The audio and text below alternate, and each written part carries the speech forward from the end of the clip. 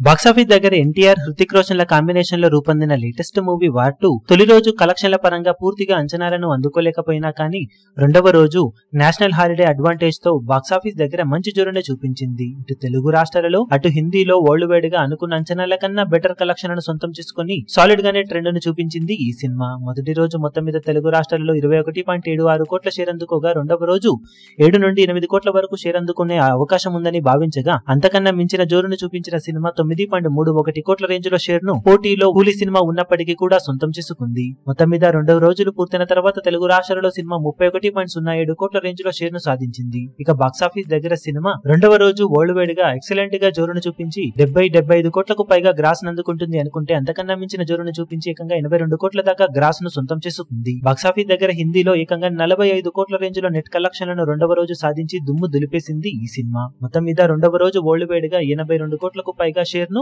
82 కోట్లకు పైగా గ్రాస్ ను 42 కోట్లకు పైగా షేర్ ను సొంతం చేసుకుని మంచి జోరును చూపించడం విశేషం. మొత్తం మీద సినిమా తెలుగు రాష్ట్రాలలో 92 కోట్ల బ్రేక్ ఈవెన్ టార్గెట్ తో బరిలోకి దిగగా 2 రోజుల్లో 31.07 కోట్ల షేర్ ను 42.55 కోట్ల రేంజ్ లో గ్రాస్ ను సాధించింది. బాక్సాఫీస్ దగ్గర బ్రేక్ ఈవెన్ అందుకోవడానికి సినిమా మరో 60.93 కోట్ల రేంజ్ లో షేర్ అందుకోవాల్సిన అవసరం ఎంతైనా ఉంది. ఇక వరల్డ్ వైడ్ గా 307 కోట్ల వాల్యూ బ్రేక్ ఈవెన్ టార్గెట్ తో బరిలోకి దిగిన ఈ సినిమా ఇప్పటి వరకు సాధించిన కలెక్షన్లతో 90.25 కోట్ల రేంజ్ లో షేర్ ను 168.50 కోట్ల రేంజ్ లో గ్రాస్ మార్కును దాటగా టార్గెట్ అందుకోవడానికి మరో 216.75 కోట్ల రేంజ్ లో షేర్స్ ను సాధించాల్సిన అవసరం ఎంతైనా ఉంది. ఇక మూడవ రోజు నాలుగవ రోజు వీకెండ్ అడ్వాంటేజ్ తో సినిమా ఎంతవరకు గ్రోత్ ను చూపించి కలెక్షన్ల పరంగా బ్రేక్ ఈవెన్ మార్క్ వైపు పరుగులు పెడుతుందో చూడాలి ఇప్పుడు.